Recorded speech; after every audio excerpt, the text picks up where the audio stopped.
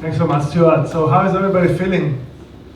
Yeah? Okay? Is it fresh? All right. So that's the last session. Thursday, yes. I can imagine. I got a suggestion next time to have the drinks first, not last. So we're gonna try that. It's all about no, doesn't work. Okay. All right. That's kind of interesting, yeah, that's for sure.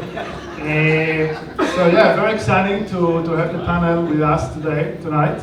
I listened to all the presentation, and there was a lot of questions asked during the presentation. I hope we'll be able to find some answers today.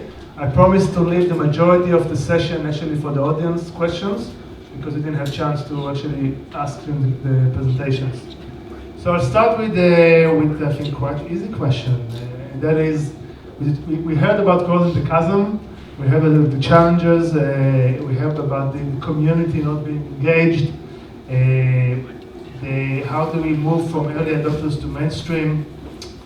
So a bit of a challenge here. What do we need to do to double the yield of Australia's agriculture in 10 years? So in 10 years from now, we want to have double the yield. It's all not going to be commodity, it's going to be premium products. But what do we need to do? So who would like to start?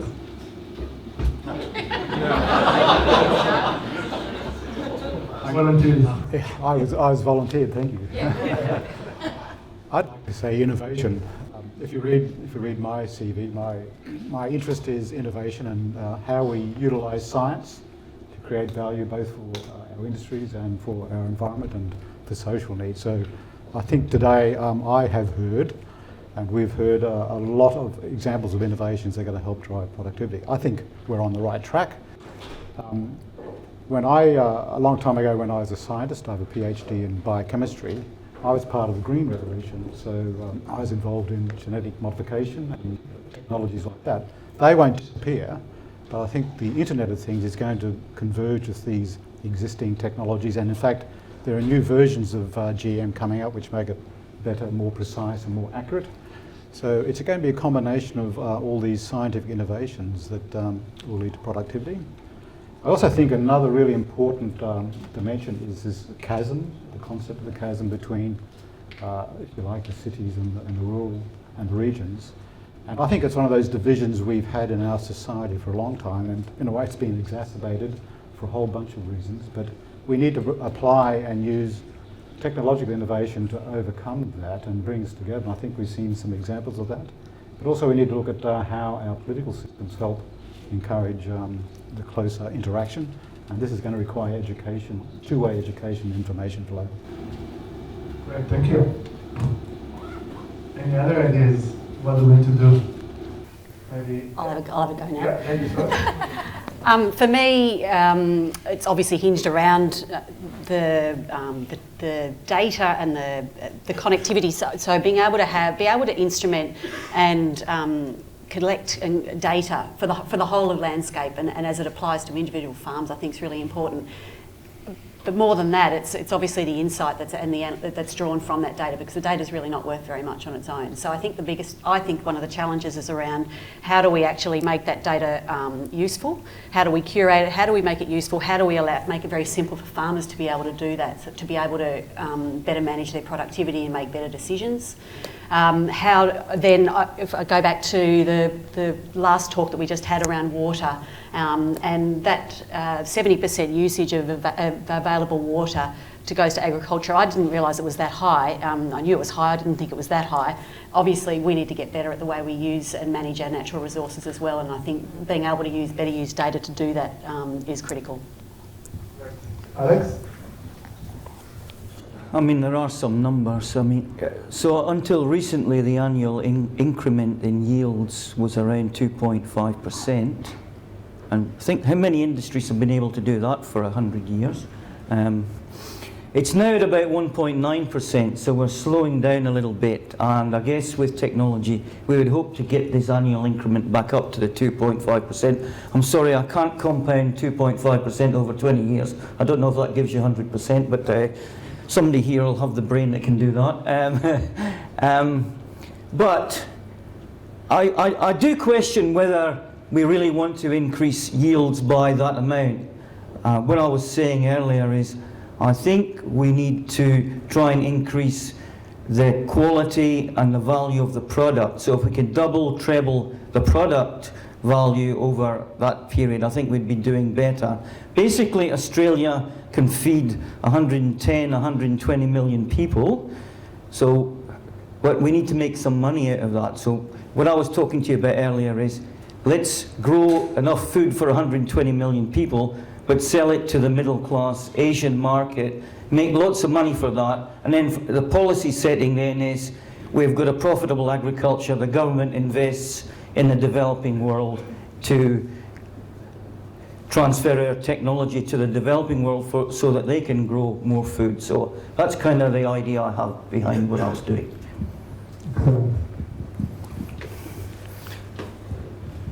The first thing I'd like to ask is, does anyone have a clue why I'd be here? Powertrain, vehicle safety systems, automotive original equipment. What's this guy doing sitting on a panel talking about agriculture? A couple of years ago I was actually wondering about that myself, but our company is now 130 years old. We're an innovative company. We've been around in automotive and energy and building products and consumer products. You know us for all that stuff. But we're also heavily engaged in agriculture, not strategically, but because our customers that we sell stuff to are in agriculture. But our company has decided, as recently as 12 months ago, that the agriculture sector can be a strategic growth area for us as well. And everything that's been discussed today, and the presentations by the startups and those who are in government and other parts of the value chain, it's absolutely right. The application today of sensors, the collection of large volumes of data, the analysis of it, and the decision support systems that can be delivered and provided back via smartphones or tablets on farm to the farmer at point of action is unprecedented. It's fantastic, the capability that will be able to be delivered. However, your question is, can we improve the yield to a certain extent? That's only part of the problem, isn't it? How much is wasted of produce which is today grown? I don't know the exact statistic globally, but I've heard anecdotally it's about 50% of production is never eaten. So if we can actually do something that not just increases yield, but can improve the shelf life or can improve the probability that the food that is going through the value chain doesn't get thrown out after all the value is added, then I think we've actually got two sides on one coin that we should be focusing on rather than just one. So our company is also looking at what can we do to improve packaging, to extend the shelf life of product, to make it more obvious to consumers whether something is still able to be eaten, even if there's a use-by date on the carton that suggests it might not be able to. The other big topic that we talk about internally is our tendency to want perfect food. Not us as consumers, but by the retailers who are selling it to us. I don't give a hoot if there's a spot on an apple, but the retailers won't sell it to me. And why is that? Because consumers have allowed the retailers to move to that situation. So I think there's probably three parts. One is our requirement for perfect food.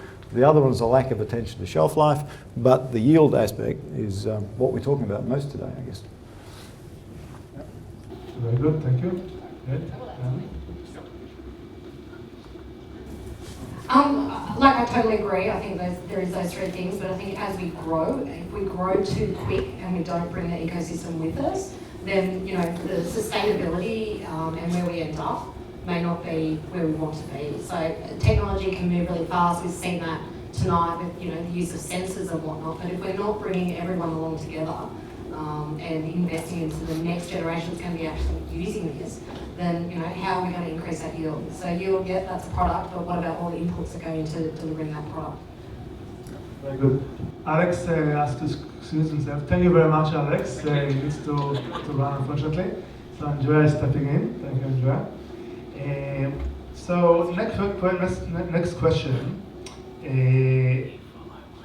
About 30 years ago, I happened to be in Europe and in Switzerland, and I was skiing there, and there was the one day when the weather was terrible, I couldn't ski. So my relatives gave me a book, and they said, go to the library, read this. There was libraries back then. And the book was about the House of Rome. I don't know if people are familiar with House of Rome, but that's back then quite fascinated me. And House of Rome was It was a group of people that got together. There were, I think, economists, philosophers, thinkers, and they were really concerned. In the 60s, they were concerned that in a few decades, the world is gonna starve, basically. They looked at the growth of population, and they thought if that's gonna continue like that, there's no way we'll be able to feed so many people. Well, they didn't take into account, and there were very leaders in the fields and in the universities. They didn't take into account the advancement of technology. And obviously, we know we are still here, and everything is we are not starving, although some part of the world is still starving. But the question here is about food security. So food security is a big issue, and Australia has an opportunity to help with that. So the question is really, do you think there is an issue with food security? Is it now? Is it going to be in 10 years? And if that's really an opportunity for Australia? And so that's the Malthusian Club of Rome, I think, that you're talking about, which was, and there's always a Malthusian doomsday scenario. It doesn't matter sort of what age you're in, there's always going to be someone that's going to say that the world's going to collapse and we're going to run out. And it's not the case, because we already produce enough food to feed 9 billion people. What we're not very good at doing is distributing it. And we're also not very good at making sure that it's affordable for some people. So food security is an issue in all countries for the poor, and it's an issue for people in Australia who are poor. But it's not that there's not enough food, that's not the problem. So, I get a bit frustrated about discussions of having to produce enough food or increase food production to feed 9 billion people. I don't think that's the issue. I think there's a whole lot of other issues which are related to food distribution and equality, and these are policy issues that need to be sorted out. Have a comment on that? No? I tend to agree with that. I'm not an expert on that. I went to a food conference in the United States about 3 years ago, and the projections are that once the population of the world reaches about 9.5 billion, it will start to slow down in its rate of growth. And the key period for in ordering to supply food to the world, it is a distribution matter. It's actually the next 30 years. So if we can solve the problem, the social and technological problems, we may well get on top. So that's the positive view. Right? Yes. All right. And if you look at the history, we've always had these doom scenarios, and the Green Revolution came along. We were able to increase productivity. So over the hundreds or so years we've been monitoring this, we've always seemed to be able to solve the problem and deal with it. So I'm confident we will. Great, thanks.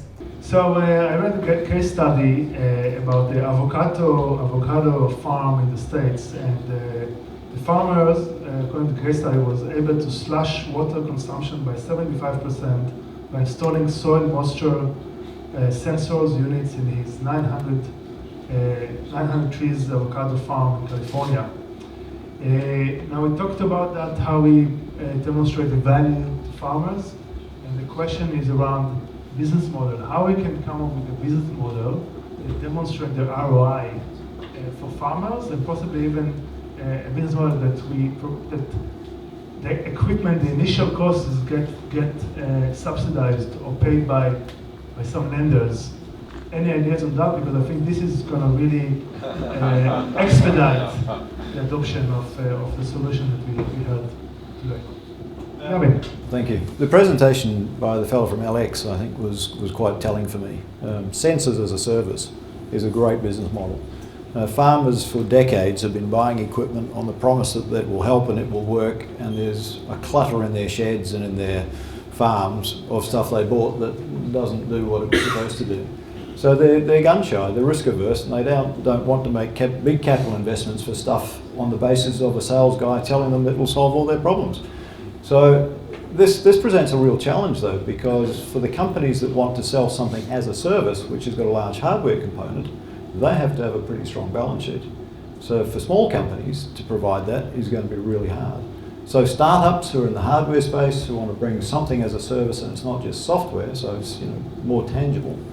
How they'll finance that, how they'll cover the risk appetite of their shareholders to do that, it will be a challenge. And I guess that's where companies like mine have got quite an advantage, sorry to say, for those that are aspiring to be in that space. We've got quite a strong balance sheet, and those types of business models are quite well known to us. But I think that will be one of the key things. So if it doesn't work, if it doesn't prove itself, you don't pay for it, and we'll come and deinstall it and take it away. But if it does work, you'll pay $100 a month. Yeah. It'll be worth it.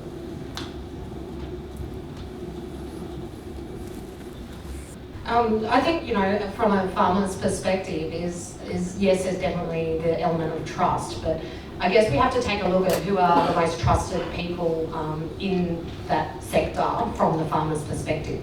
And maybe in terms of getting that technology out there and being used, yes, subsidised by whoever it is, but also that there's a support network around the farmer that's going to help them implement that technology and use that technology. So who do they trust? Who's that person standing in the middle of that gap that understands one side, but also can talk to the farmer and convince the farmer, I guess, and make them see what the ROI actually is going to be. Right, thanks. Yeah. Oh, sorry. No, you- You talked about soil moisture sensing being used to increase ROI for an avocado farmer. Just on that particular technology, that technology has been taken up around the country, and there's a whole network of soil sensing technology, soil moisture sensing technology out there in Australia. And one of the sort of adoption practices has been for one farmer or a group to buy, and on behalf of a group of farmers or a group of farmers to come together and share the data from one probe, which then helps to prove the concept to the whole group. So maybe it's about finding the early adopters in each community, because every community has them, and it's about, as I said, crossing the chasm, getting out there into that rural world, finding out who the tech heads are, because there are rural tech heads, and starting with those people, to encourage them to take up and try it out. That's another possible approach. Thank you. I mean, I agree with all of that, and I guess the point is that farmers learn from. You talk about the trust and who are they going to trust. Farmers learn from other farmers, and I think that's critical. But also, come back to one of the earlier talks today is the service providers and bringing them along for the ride, and being able to demonstrate and showcase success and what success looks like, and celebrate those successes. As I think I heard earlier today, is that everybody just gets on with it rather than celebrating its successes and learning from the things that aren't so successful. Thank you. So, a question in the beginning, in my opening remarks, I talked about the importance of multinationals, of corporates, to help drive innovation and collaborate with startups and innovators. I also talked about how little was invested in Australia in the AgTech space compared to other countries.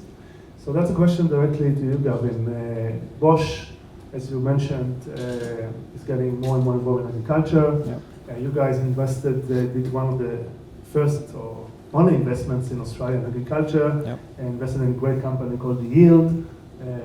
So I want to hear from you, why did you do that, decide to invest in Yield? What are you expecting out of those investments, and what's your plans in that Yep. area in the future? So what time are we finishing? 9 o'clock? I'll give you the Reader's Digest version of it, because it's really quite a long story. Our business in Australia was overweight automotive for the last 50 or 60 years. You all know what's happening to automotive. Not a happy story. So we were motivated to change and to develop in new fields. But locally, we've got 200 engineers that design and develop electronics, develop software for the global car industry. We have an electronics manufacturing facility that we've been running literally for the last 40 years, and we're really good at it. We've got a bunch of people that can design and build special purpose machines that go into our own factories to build stuff as well. We can apply robots, we can apply expert systems, we do big data analytics of our own factories. So there's a lot of competence in our local business. When the car industry runs away, and that's how I describe it, because it's not leaving, it's running, we will have all these stranded assets of capability. And when we looked around how can we apply it, what can we do, agriculture is a very clear example of an untapped opportunity for us. So I actually coincidentally bumped into Ros Harvey, the CEO of this startup called The Yield, and it was, almost serendipitous. She was talking about something she was doing, I was talking about what we were doing, and literally within half an hour we'd agreed a follow-up meeting, which has now led to us having a $4 million investment in her company. We have a 30% stake in it. We're doing the hardware development for an on-farm network node system, similar to what was described earlier, but with some key differentiating points. And we're developing the software. We're using our IoT gateway in the software as well. So there's a lot that we could do, and we can do that for any startup in Australia in the ag space, if we so choose. So we're an investor, we've got a venture capital arm, we're willing to invest, we're willing to design and develop product, we're willing to produce product, and we're willing to build the machines for others to build the product that we might design. So it was one of those situations where all the planets align nicely. That's fantastic, and I hope many other corporates will follow. A question for you, Peter, actually. We mentioned the lack of tech-based entrepreneurs, or not enough of them. We mentioned how we get the farmers or the kids in the farms more engaged with STEM, with that career path, not to drive a tractor necessarily. From your experience in innovation, from your experience in biotech and other industries, what do you think needs to be done, or what is being done to advance that idea of having many more kids learning STEM and moving to that space? Yes, it's that requires a big answer too, but I will try to give the Reader's Digest version too. So different countries have different systems and cultures and attitudes to entrepreneurs and startup. And I recall I've worked in Canada for 6 years in a province called Alberta, where they have a particular reliance on oil, and they are keen to diversify their economy. So they're looking at this quite closely, how they diversify and encourage startups in new industries. And when we were there, they did a major study on all the innovation issues in Canada, and you can look this up. The book is called Paradox Lost, and the concept is that if you look at Canada up until very recently, it was very much like Australia. They had steady growth in GDP. They were a commodities-based economy, quite very wealthy in world standards. And I think if you look at the data, Australia's had 32 years of continuous growth in its GDP, which is about the country with the longest continuous growth in the world. And so it comes down to, why do you need to innovate? Because where the money goes determines where the industries grow, right? So capital flows determine where the industries grow. So if there's no need to put your money into a startup in Australia and you put it into something you know about, it'll go there, and that's what's happened. We are a wealthy country. We've had low unemployment by any measures for a long time. My children, who are just reaching 30, have never experienced a period in our country's life where it hasn't been high quality, high wealth, high growth. So then you've got to sort of break that paradigm. So you have to encourage our government to establish policies that enable the capital to flow into new industries. There's got to be markets, right? And there's got to be opportunities. I don't think there's any shortage of entrepreneurs or potential entrepreneurs in Australia. It's no different from any other country. It's the system that we need to manage, and it requires often subtle policy settings to make the change. So I think some of the things we've seen recently, and maybe even in my day in the early 2000s, when we had a lot of investment and policies, not just money, but policy settings to help the biotech industry grow. And in Australia, we've been reasonably successful at that. I think the same kind of settings ought to apply here. The big difference is that we really have been good at agriculture. The systems are there, the assets are there, the skills are there. And it might be a bit like mining, where you may not know that the mining industry has a high-tech mining services industry here. It's worth nearly $20 billion. And they start up here in Australia, but then they are able to target global markets. I think the same opportunity exists for our AgTech sector, if you like. They'll start here, they've got ready markets here, but their products and services will be global. And I think that's the opportunity, so long as we can get the money flowing with these entrepreneurs. We have the technology. We've heard lots of examples.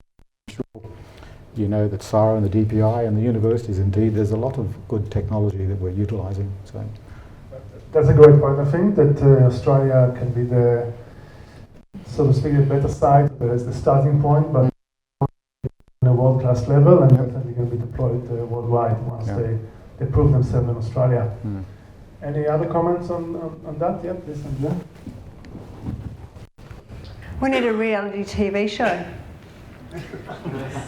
Look at what MasterChef's done for cooking and for the food sector in Australia. And you know, if you happen to be in marketing in the last century, as I was, TV was the media that you always went to first. It's not these days, but you know, reality TV shows are hugely influential. We've got Shark Tank. I think we need to send Pokemon to the field to find things in the comments. So I don't know what the format would be, but maybe there's something worth investing in there. Okay. So who'd like to go first? Yes, David. Just if you can just stand up, say your name and try to David Riesel, and just a question. Simon talked about sensors as a service, and Gavin supported him very strongly. But we also heard from a speaker earlier on how the tax system here is set up for farmers when they buy capital equipment as opposed to a monthly as a service. I can't remember, was it?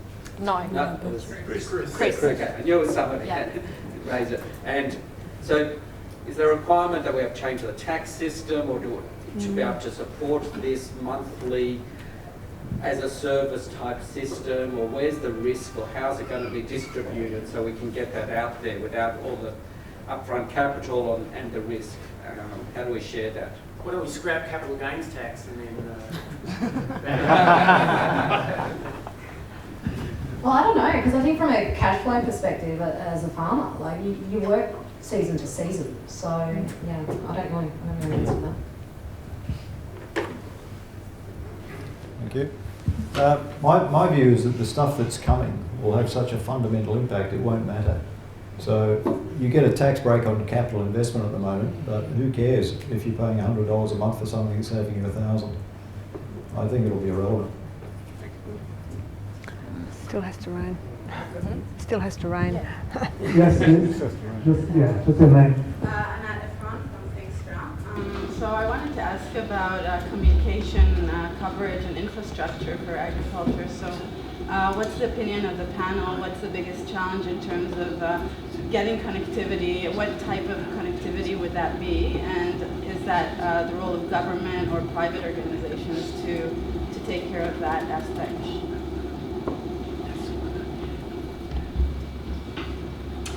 My view, it's the low power, it's the connectivity that's required for that machine to machine, the small bit size, the high volume data that will actually allow the data that's generated to be used. That's where I think that effort needs to go. In terms of support, I mean, government, as I mentioned earlier, we see that government has got a role in assisting that infrastructure through partnerships. Through co-investment, through investment, because you know, if we want to realise the full potential of IoT, that connectivity for that as I said, that small pocket size, the high volumes of data is what we're going to need. For me, connectivity really is phone service. Let's get back to basics, and there are so many spot areas in regional Australia that do not have phone service. So we're going to talk about connectivity and systems and tech and all this great stuff. Let's get back to the basics and fix that first. That's my bleat. Next question. Anyone? Yes? So, James Stewart, IAG.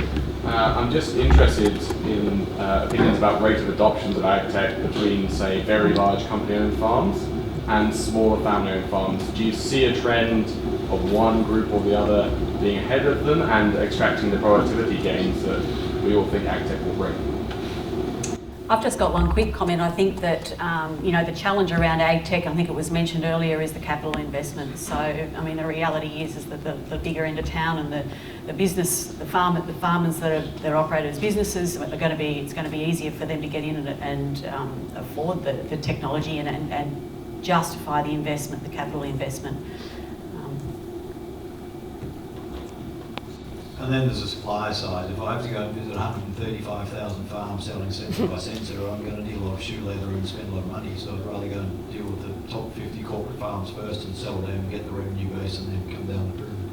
So I think early adoption will be the big ones, the corporates that A, understand the technology, but also mean my shoe leather is more effectively used. Thank you. Yep. Hi, Tony Rothacker, I'm from Costa, and I was just curious about, there was a recent investment by the federal government towards the co-ops and how farmers can join forces and form co-ops, cooperatives. And in other countries like Germany, it's very common to have that. And so is the trend towards these new structures, new type of business structures. And I think it could solve some of the problems to have buying power, to have a large structure that has a more resonance in industry. And that's why I'm curious, what is your view about the company structure of farmers, how it's going to go forward? It was invented about 60, 70 years ago in Israel called the kibbutz. If people heard about that. But I think those days are looking at a new model for modern kibbutzes, how we can share resources, how we can incorporate it. I'd like to take that.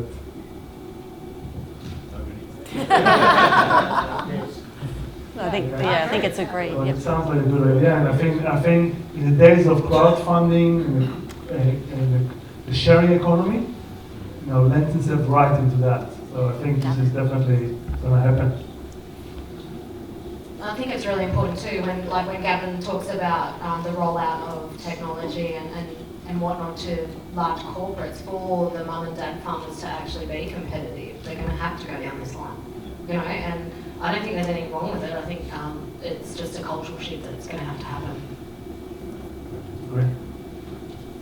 Cooperatives have been used in Australia in farming for a long time. So, it's about renewing the focus. That's what the government's program is about, which is good. And it's about re-educating the agricultural community about the legal structures associated with co-ops and how they can be started up, and trying to put some resources into, or the government's looking to put resources into getting co-ops going, which is good.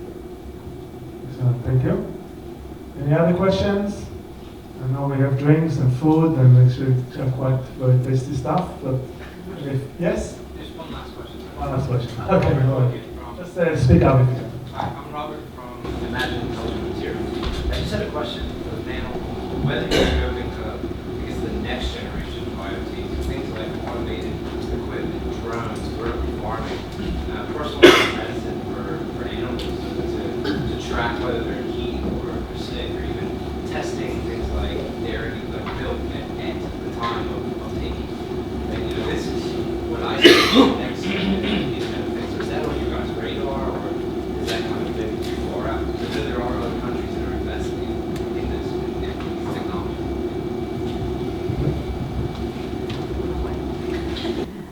So it's certainly on the radar of New South Wales government. We've recognise the importance of autonomous vehicles, which in reality are a number of years away. But in order to be able to, there's a whole lot of ramifications around implementation of those. But in order to be able to work out the benefits and the issues and the challenges we're facing, you've got to have the ability to actually test them. So be able to generate, so the regulation needs to be appropriate to allow that to happen. Just recently, the government has identified a number of the disruptive trends that are on the horizon, and we're in the process, just in the early phases, of actually starting to form discussions around those individual topics and involving stakeholders to really look at how we can address them going forwards from a regulatory viewpoint.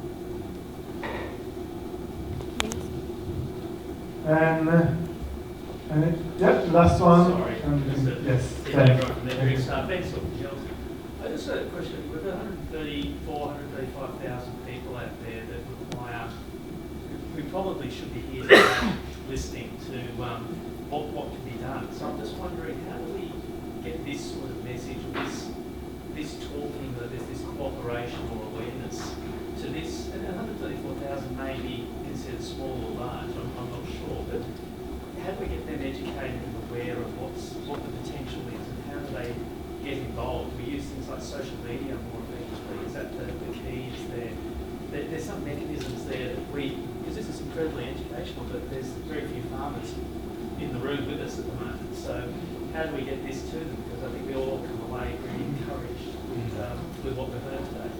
Yeah, I think I forgot to mention it for the summit. We booked the NZ Stadium. So if you spread the word and they're not going to come, it'll be great.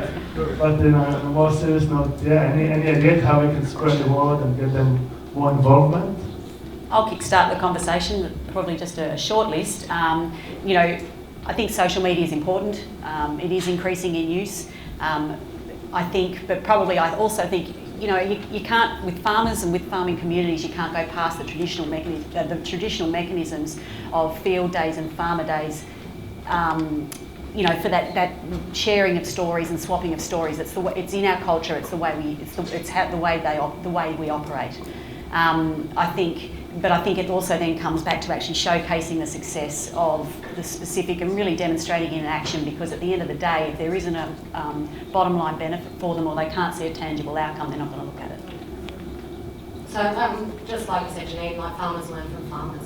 So I think there's lots of opportunities to take events such as this into regional Australia.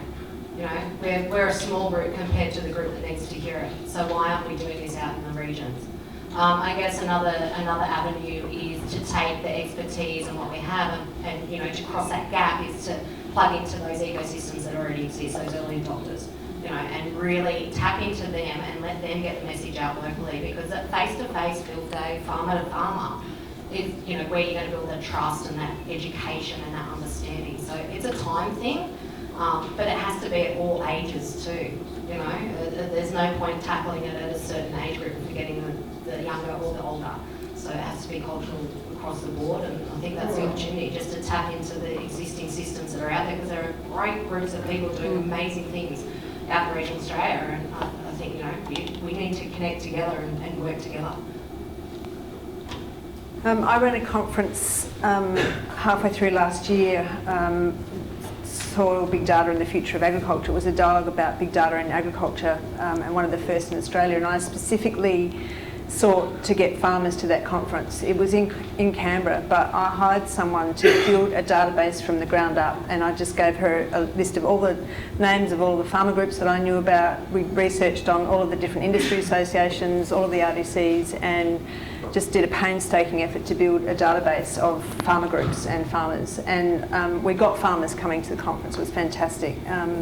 So, you know, tell them and give them enough time to say yes and I want to come. And farmers are used to travelling long distances to get together and talk, so they'll come to functions in the city as well, but you've actually got to reach out and let them know that it's happening. And Twitter was fantastic. It looks like, Eugene, you have to take Internet of Things AgriTech Forum on the road to rural Australia. I think Bosch is going to help me and we'll do that. but on that note, just to mention that we actually, as you can see, filming all our events in about a week time. It's all going to be on our website and on YouTube. And the idea behind that is to share this knowledge that is captured here, share this wide and you know, as we can. So, you know, please come back and check. Tell your friends, tell people around you. So with that note, if there's any other comments from the panel? No, I think we're all thirsty and hungry. I want to thank everybody for coming, for the panel. That was a great discussion. Thank you very much. Thank you all for coming. Look forward to seeing you in our future events, and enjoy drinks, food. Take care.